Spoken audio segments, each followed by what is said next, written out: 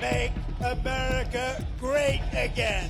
The world's most consequential election is just around the corner, and with it, economic and security implications for the Indo-Pacific. China has become challenged to what we might refer to as American hegemony. So if the US does withdraw, it will spark many years of navel-gazing and agonizing in Southeast Asia. Due to some political trends in the US, the promotion of free trade doesn't hold as much cachet as it used to. How will the next US president view the Indo-Pacific? And how will the region deal with the new occupant in the White House? If there's no US presence and there's a vacuum of power, there might be destabilization.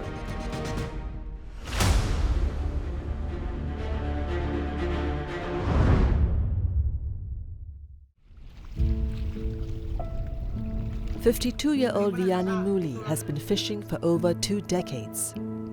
He makes his living off the sea's bounty in Zambales, on the western coast of the Philippines. But lately, he has not been able to visit one of his favorite fishing grounds, the Scarborough Shoal. Kasi hindi na pwede doon sa malapitan sa Scarborough. Nanggugulo lang sila yung mga China na yan dyan sa West Philippine Sea. Nakatakot kami dahil baka kinabukasan kung di kami aalis, baka water cannon ng namin. The Scarborough Shoal is one of the several land masses claimed by both China and the Philippines in the South China Sea or the West Philippine Sea to the Filipinos. For the past year, tensions have reached boiling point in these contested waters as Chinese and Filipino vessels repeatedly clashed. Why is there an escalation? Why are there more incidents that are actually taking place? No, I think we can say that there are maybe 2 or 3 reasons for this. The first one, of course, has to do with an increased assertiveness on the part of China to basically assert that exclusive claim that it actually has, right? But those incidents are also a byproduct of the decision on the part of the Philippines to also be more present in the areas where we also have a claim. Sometime in January 2022, President Marcos visited President Xi Jinping. They shook hands, and the hope was there will be warm relationship. But then the Philippine military said they don't trust China in the South China Sea, and China says they don't trust the Philippines. So there's a lack of trust between these two countries. But the relationship between China and the Philippines wasn't the only one that changed in the last few years. This period of tension coincided with the closer ties with another superpower in the region, America. In February last year, the Marcos administration announced the expansion of the Enhanced Defense Cooperation Arrangement with the US, allowing American military to access more military facilities in the Philippines. This April, the two countries held its largest joint military exercise in decades, involving 16,000 troops. In August 2024, the US offered to escort Philippine ships in the South China Sea. These moves are part of American President Joe Biden's plan to engage with the region, a plan dubbed the Indo-Pacific Strategy. We've engaged in a very sustained way with ASEAN, for example, and believe in ASEAN centrality for the region. We've also created much stronger relationships with countries from the Philippines to Vietnam. Launched in February 2022, President Biden's Indo-Pacific Strategy has 5 objectives. Advance a free and open Indo-Pacific. Build connections within and beyond the region. Drive regional prosperity. Bolster Indo-Pacific security and build regional resilience to transnational threats. China has become challenged to what we might refer to as American hegemony, for instance, which has been recognized as such ever since the collapse of the Soviet Union, right, back in 1990. So in that context, no, the United States needed to respond to a perceived increase, no, in terms of China's influence, no, and ability to shape relationships, no, within the Asia-Pacific region. The U.S. does not want China to expand its powers into the Pacific. And so South China Sea has become a theater for conflict between these two elephants. The Indo-Pacific Strategy echoes a similar move made by President Obama. The East Asia Strategy, also known as the Pivot to Asia. Biden had served as Obama's vice president. It started with President Obama, carried out by Secretary Hillary Clinton, 2012. So they were pivoting back to Asia. Then President Biden, when he became president, merely continued this Indo-Pacific plan. Under that Indo-Pacific plan, the U.S. says they want to fly, sail, and navigate in the international waters, including the South China Sea. But the bottom line really is the U.S. does not want the Chinese Navy to venture into the Pacific Ocean openly. Outside of the Philippines, President Biden also revitalized other regional partnerships. One of those is the Quadrilateral Security Dialogue, or the Quad. It is a group of 4, made up of Australia, India, Japan, and the USA. The Quad was first formed in 2007, but dissolved in 2008 following Australia's departure. It was revived in 2017 under President Trump and further advanced under President Biden. At its core, the Quad is actually like a 600-pound gorilla because of the immense geopolitical weight that Australia, Japan, India, and the United States brings to the table. 2 of them are nuclear armed with nuclear weapons, and they are advanced economies, and they can bring power to bear whenever there's an altercation in the region. Therein lies the power of the Quad. The Quad is key to President Biden's strategy. In the document outlining the Indo-Pacific Strategy, the Quad was mentioned 13 times. Biden met his counterparts virtually in March 2021 for the first Quad Leaders Summit. They have met 5 other times since then. And it's not just between the 4 members of the Quad, they are also bringing in other powers that are coming from outside the Indo-Pacific. So for example, the United Kingdom is now supposed to be in a series of exercises that are being conducted by the US and Japan. So the Quad is becoming this omnibus kind of coalition where they welcome any power that's interested in building what they call a so-called rules-based international order. Members of the Quad have also participated in joint exercises in the South China Sea. In September, Japan, Australia, and New Zealand joined the US and the Philippines on patrols of the South China Sea. The increased US presence in its backyard has drawn the ire of China. 关于美菲的军事合作，中方已多次表明立场。美国不是南海问题的当事方，无权介入中非两国之间的涉海问题。China's position on the Quad has been very steady and consistent, that it thinks that it's destabilizing, of course, because it challenges China. In fact, to any kind of unilateral that smacks of any intention of actually managing the rise of China or challenging China, China views it very negatively. But ultimately, American engagement in Asia hinges on who is in charge. During the 4 years of the Trump administration, between Obama and Biden's presidencies, Southeast Asia was seen as a low priority.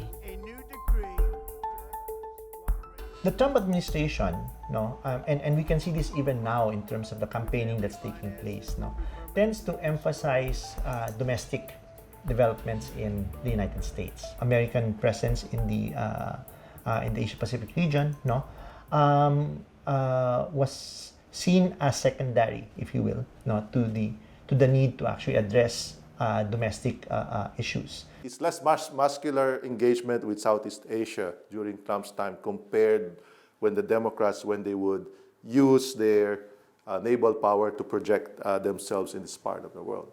These are not America's problems, and Trump does not want to be involved in any of these wars.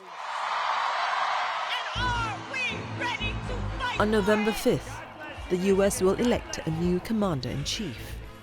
In the running is current Vice-President Kamala Harris and former President Donald Trump. How will American alliances in the Indo-Pacific change with the new occupant in the White House? The US sees China as a rival in all domains, including security, trade, and so on.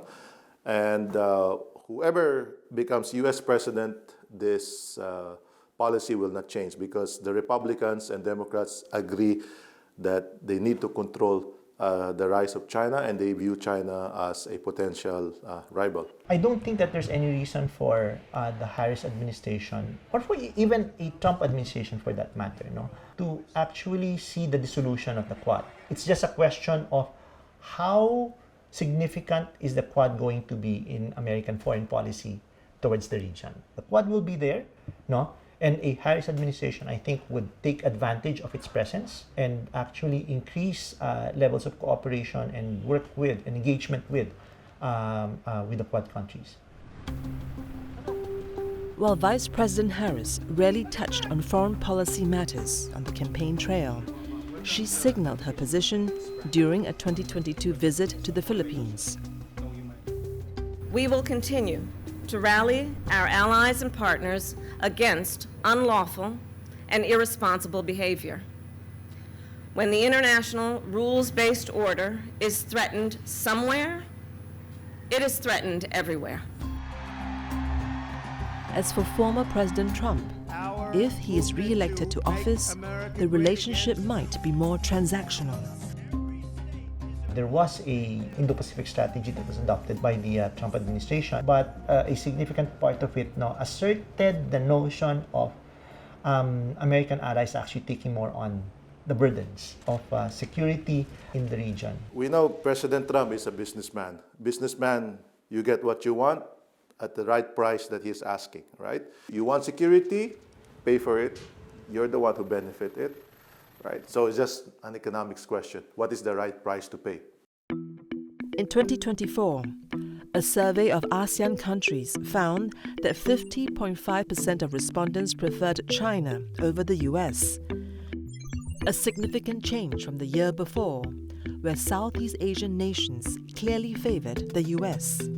China has been pointing to the Philippines that you can't rely on the United States. And the United States has been spending so much time giving reassurances to its allies, and even to its non-allies, in the region, that it will not abandon the region. So, if there is going to be a drawing down of American assets, in the region, it's going to take a hit as far as its credibility to its allies is actually concerned.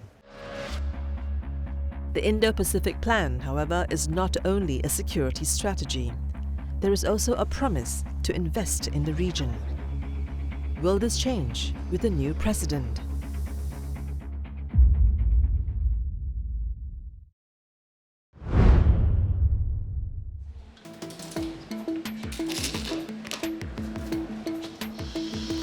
Here, at the Malaysian Research Accelerator for Technology and Innovation, students are working on building robots, a partnership funded by Texas A&M University.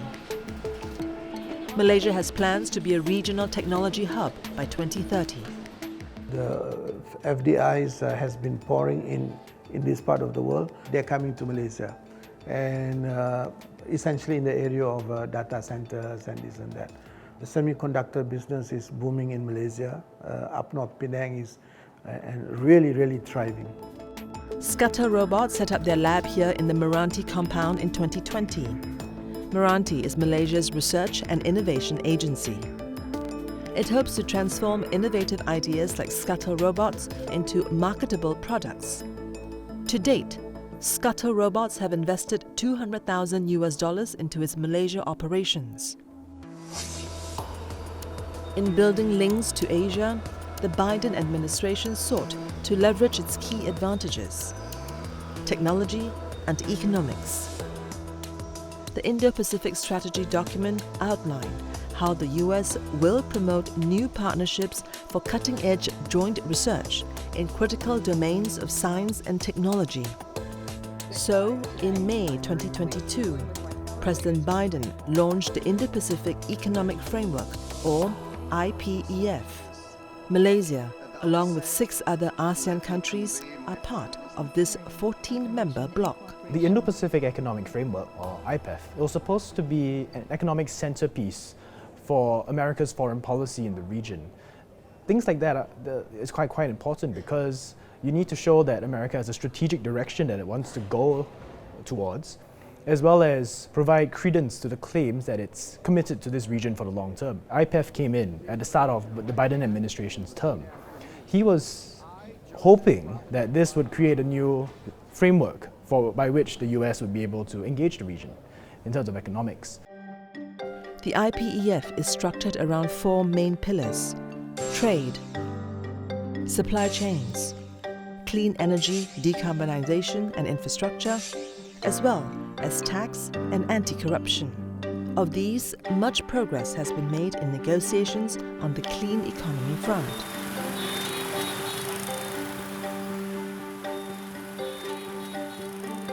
The streets of Ho Chi Minh City are never without the din of motorbikes. 7 million bikes swarm the city every day, filling the air with harmful exhaust and carbon monoxide. But one company is hoping to change that. We are Bike, a Vietnamese startup manufacturer focusing on electric motorcycles. We have been on the market for 5 years, and our mission is to replace all of the gasoline motorcycle in Southeast Asia to become electric vehicles. Green energy solutions and combating climate change are a key pillar of the IPEF. With Vietnam being a partner country, Bike stands to benefit from American engagement on this front. The US government have a lot of activities and in terms of collaboration or investment initiative that contribute a lot in terms of to help the development of EV sectors in Vietnam. For example, from my Bike experience, we have the opportunity to join a program with the USAID. This is a program that allows us to have the opportunity to know more about international technology, and also we have the opportunity to meet, to connect with the potential investors, potential consumers, and even the industry experts. Adoption of the electric bikes in Vietnam has been slow. In 2023, only 10% of Vietnam's vehicles were electric. The bottleneck? The lack of the necessary infrastructure like charging stations. Bike hopes American investment and partnerships will help to grow this sector. It's still a very potential for this collaboration that the US government keep investing in terms of helping to contributing to develop the EV sectors in Vietnam. While the IPEF has made progress on its climate initiatives, other areas are lacking. In November 2023, talks on the IPEF were suspended over disagreements between member countries. Some Asian countries refuse to abide by tough labor standards without the promise of market access or lower tariffs from the US. Due to some political trends in the US, the promotion of free trade, the notion of lowering these market barriers, it doesn't hold as much cachet as it used to. The problem is, for countries in this region, we're very used to the traditional kind of trade agreements, which say that we're going to lower tariffs, we're going to lower non-tariff barriers, and therefore incentivize you to agree to these kinds of demands that we have. On the part of the Americans, there is also some wariness across cross-border data flow. In recent years, there's been more pushback against this willingness to give tech firms a free hand. They feel that, if you give these tech giants too much freedom, what they can do is detrimental to American society as a whole and the economy to an extent. So that was actually why in October 2023, the US withdrew its long-held demands when it came to digital trade at the WTO, the World Trade Organization. And subsequently, 1 month later, the talks concerning digital trade in IPEF were also suspended. With the US elections looming, the ambiguous status of the IPEF has a sense of déjà vu. It recalls another ambitious trade agreement that ended up dead in the water. The Trans-Pacific Partnership, or TPP. The TPP was President Obama's marquee free trade agreement, which covered 12 Pacific Rim economies. But it never came into force. In 2017, after President Trump was elected, he withdrew from the TPP, saying it was a job killer. When Trump withdrew the US from the TPP back in January 2017, this could be seen in a couple of ways. For example, you could see this as Mr. Trump trying to spite his predecessor, who he clearly had no love lost for. On the other hand, you could also see it as a culmination of years of simmering resentment within the US population towards this idea of free trade. Normally, we're used to this idea of the US government being pro-free trade. This was from the 1980s and 1990s. But in the 2000s, as the China shock took place, as the American manufacturing base got hollowed out, and as well as due to lingering resentment from the great financial crisis of 2008, there was a more concentrated undercurrent that free trade doesn't benefit us as much as we thought it would, and they started to turn against it. With the TPP nuded, countries in the Indo-Pacific fast-tracked another trade agreement, the Regional Comprehensive Economic Partnership, or RCEP. This is a partnership which includes China, but not the US. RCEP is what you call a traditional orthodox free trade agreement, and it's all about reducing tariffs, about improving trade and developing a free trade area. So RCEP essentially is a market access mechanism, whereas IPEF is not.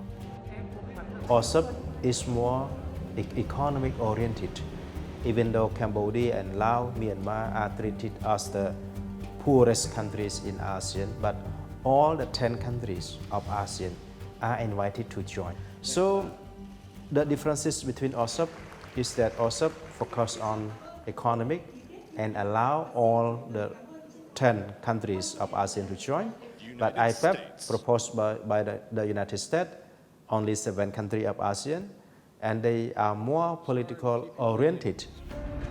With trade negotiations on IPEF stalled till after the US elections, how might the next US president approach trade with the Indo-Pacific? I think it'd be pretty much status quo under Kamala Harris. There's just one concern is that we are still looking for who are the kind of the forceful personalities that will inform her approach to the region, and we haven't seen much of that recently. Maybe it's due to the heat of the presidential campaign. I think that the United States are becoming increasingly pragmatic, in the sense that I don't see even a Democratic administration pursuing free trade at all costs. President Trump, under his previous administration, he did not pay much attention to other countries. He will focus more on the internal issue of the United States, and he will not pay much attention to other alliances in the world. And I'm sure that if President Trump become the president of the United States again, we will not see the IPEF anymore. IPEF will be disappear because that is not his foreign policy. That is not his initiative. Trump has vowed to axe the IPEF if elected. Withdrawing from IPEF could be a possibility, but I think it will be like cutting off your nose to spite your face, because IPEF is the only kind of economic engagement mechanism that the US has left with the region. If you take that away, the US has basically nothing apart from very long-standing foreign direct investments that the US has in the region. So if the US does withdraw from IPEF, it will probably spark many, many years of actually navel-gazing and agonizing in Southeast Asia and wider Asia about what role the US plays in the region. Yet, as both superpowers, US and China, compete for influence in the Indo-Pacific region, countries that can balance the two titans have reaped rewards. Will this change with the next president?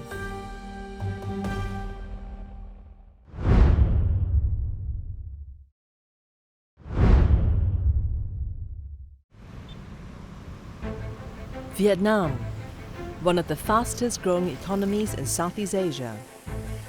It is in an enviable position, being courted by both China and the US.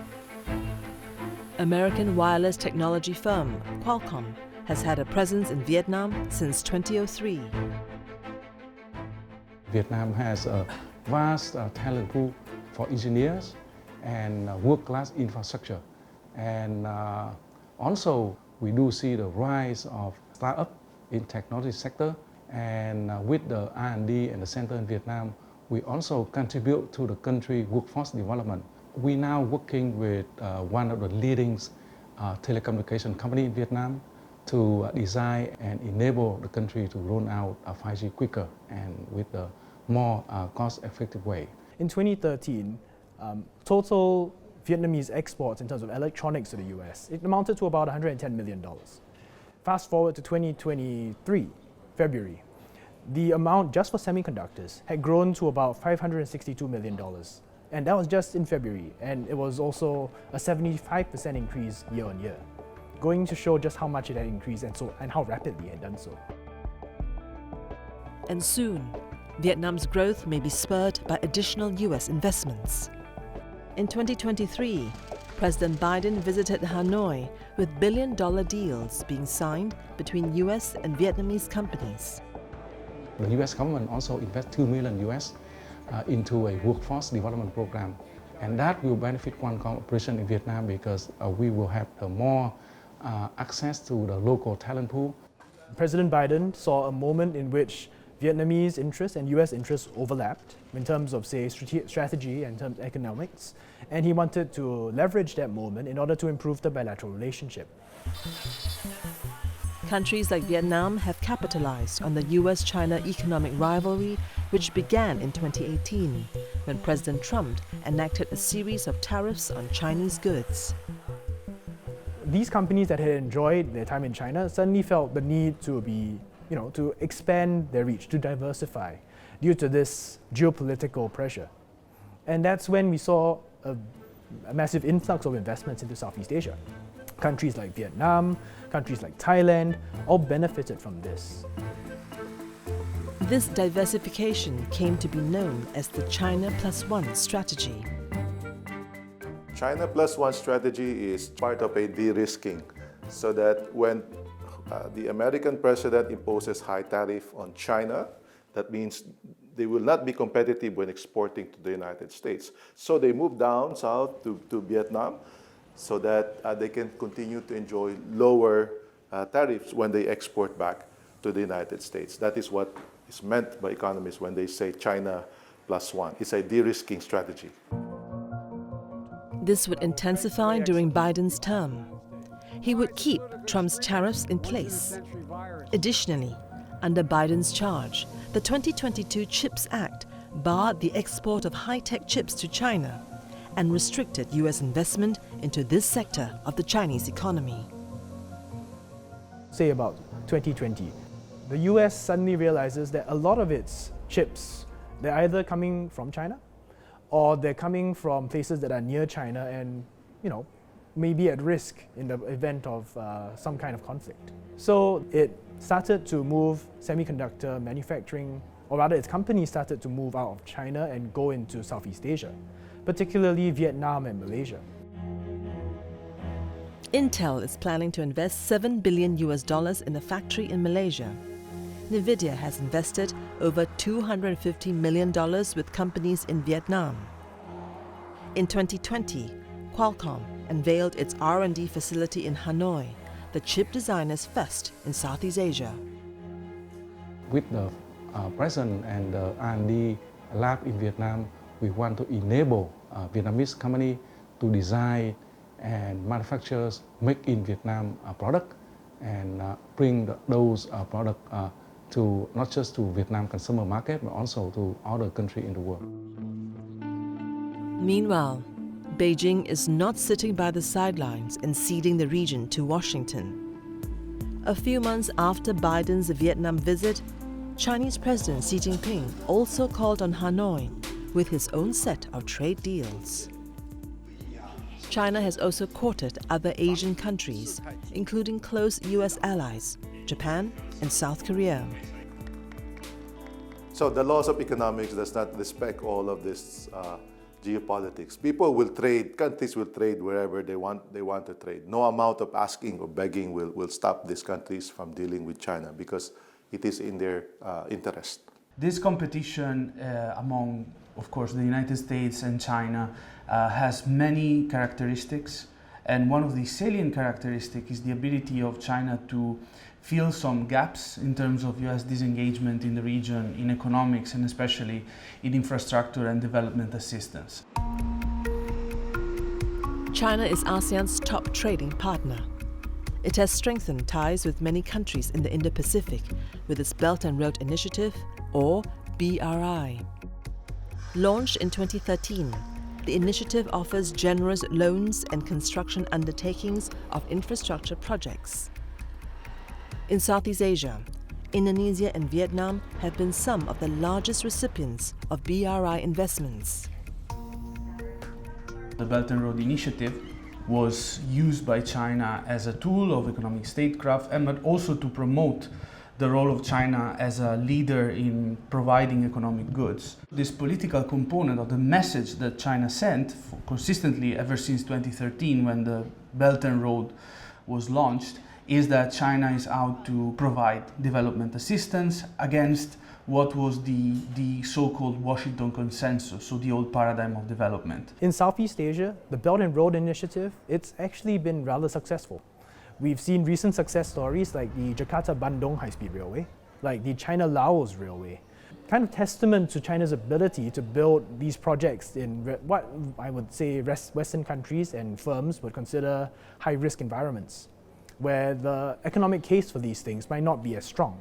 But China went ahead to build them anyway, partly due to a different, shall we say, project philosophy, that if you want to get rich, you got to build a road first.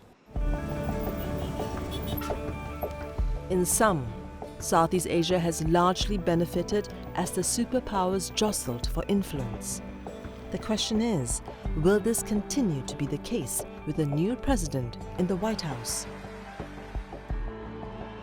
A second Trump administration, as unpredictable as the man can be.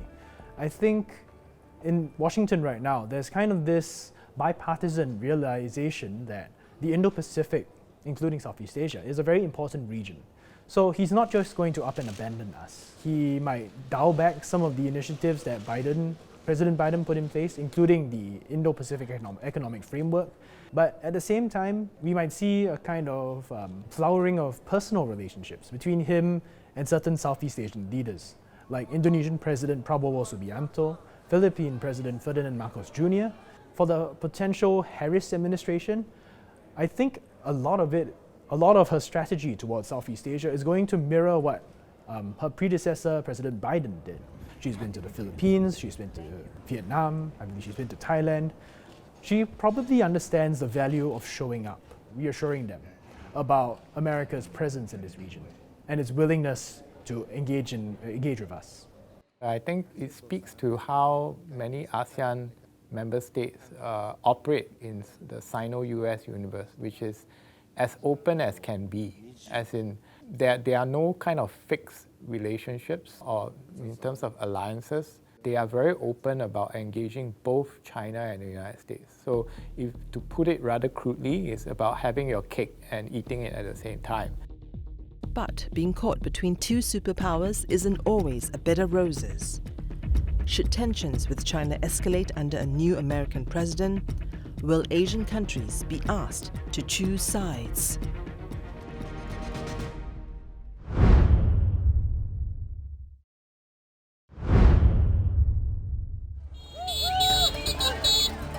In less than 2 weeks, US voters will head to the polls to elect a new president. It is shaping up to be a tight race, with both candidates neck and neck in the polls. This is going to be a very tight race until the very end. While both candidates have largely focused on domestic issues, these have implications on foreign policy. I will recommit the nation to global leadership in the sectors that will define the next century. We will invest in biomanufacturing and aerospace, remain dominant in AI and quantum computing, blockchain and other emerging technologies, expand our lead in clean energy innovation and manufacturing. We're going to bring thousands and thousands of businesses and trillions of dollars in wealth back to the good old USA. I want GE, IBM, and every other manufacturer that left us to be filled with regret and come sprinting back to our shores, and they will. To do so, Trump has proposed an additional 60% tariff on all products from China and 10% tariff on all foreign imports. While Harris has been more reticent on this front, she could continue President Biden's tariff regime. This includes a 100% tariff on electric vehicles and 50% on solar panels. And here, the China Plus One strategy may not help due to country of origin rules. What we're seeing now is that the United States are more keen to impose tariffs on Chinese goods or goods that are originated in China and then may be assembled or perfectioned in other countries. Malaysia is part of the supply chain of certain important technological components and other electronics that then are exported to the United States, but the components are originated in China. Therefore, the rule of origin applicable to the United States will treat these goods as if they were made in China. We are already seeing like semiconductor companies in Malaysia contemplating whether they should have a supply chain wholly for the Chinese economic system and another system for the US system. I think these tariffs will just accentuate the dilemmas that they are already facing right now. What we see a bifurcation of kind of a China universe of trade and economics and the US universe. Should the winning candidate extend tariffs, consumers, both in the US and in Asia, will feel the effects. There was one study done where it was estimated that the average US family is going to see its expenditures rise by about 2.6K per year. Of course, this is before you accounting for the price hikes that domestic producers in the US might do because of rising raw material costs, or even due to retaliatory tariffs by foreign partners of the US in response to these universal tariffs. So that's a concern for them. There are countries such as Cambodia and Vietnam for which the US is a major export destination. The imposition of these universal tariffs it's going to wreak havoc with their economy. Now that the American economy is on a mend and the Feds have already lowered down interest rates, but if Trump wins and he pursues the 60% tariff, then that will put a shock to the U.S. economy and to the global economy as well. One is inflation for Americans, which means the Fed would raise interest rates, which means higher interest rates for most countries around the world, which means higher borrowing costs for all of us and inflation for all of us. Tariffs and trade barriers continue the trend of a retreat from globalization. Will this change with who comes out ahead in the race to the White House? this decoupling will probably happen and continue to happen regardless if there's a Democrat or a Republican in the White House, with certain technologies, cutting-edge technologies that probably have what we call dual use content. So they are technologies that can be employed or used for civilian purposes, but also for the development of advanced military technology. What we saw in 2022 is that even the Biden administration imposed sanctions on semiconductors, and indirectly these sanctions compel South Korean, Taiwanese, and with limited extent Japanese producers to decouple their supply chains. With such bifurcation, the concern for Indo-Pacific countries is, will they be forced to pick sides? Countries always choose sides. When they vote in the UN, right, resolutions, they have to choose sides, right? On trade, they choose sides which country to sell to, right? There's always a choice. But the choice we don't want is when these two elephants fight and they ask you which side are you on, and you will join them in this fight. Nobody wants to join in this fight. In terms of choosing sides, now that is more than just about economics. It's economics and geopolitics at the same time. This is a mantra among Southeast Asian countries that they don't want to choose sides, but the fact is that they choose sides on a daily basis. Whether Indonesia chooses to be part of China's Belt and Road Initiative, for example, that is choosing a side. It's choosing a Chinese side, theoretically. But it doesn't mean that once you choose a Chinese initiative, it forecloses you from choosing a US initiative, because at the very end of the day, they are not choosing a side, quote unquote, they are choosing the side on the part of their national interest. They decide whether they want to join BRI, in their own interest. They decide whether they want to choose IPEF in their own interest. And the only time when they actually have to choose sides, quote unquote, I would think, is when there's a situation of high tension, when there's a conflict scenario in the region, be it in the Taiwan Strait or in the South China Sea. That's when you actually have to choose a side, as in whether you will assist the US if there's invasion of Taiwan by China. Back in Zambales, Philippines, for fisherman Vianney, at least, it is clear which side he's picking. Ang gusto ko lang dyan sa gobyerno, nga mawala yung barko dyan, yung mga China. Yun lang ang kung hinihiling ko para makapangisda kami uli dyan. Yung presensya po ba ng US makakatulong yun? Sa akin, makakatulong sila. Pupunta dito para lang gigirahin yung China yan. In the end, most countries in the Indo-Pacific would want the US to continue its engagement in the region. However, who wins the presidency will determine what form this engagement takes. We cannot exclude the fact that an increased US presence may be destabilizing or trigger harsh Chinese reactions like what we saw. However, we can also argue that this increased US presence is a function of an increased Chinese assertiveness in certain geopolitical flashpoints of the region. It is without debate that the US has played a strong security role that has fostered the development and prosperity of the Indo-Pacific since 1945. The Philippines, Vietnam, Singapore, Korea, they all benefited by the security guarantees that were given by the United States in the region since 1945. If there's no US presence and there's a vacuum of power, there might be destabilization. Japan will look after itself. Every country, Indonesia, big country, will arm themselves to the teeth to look after themselves. So in a sense, this is a dilemma.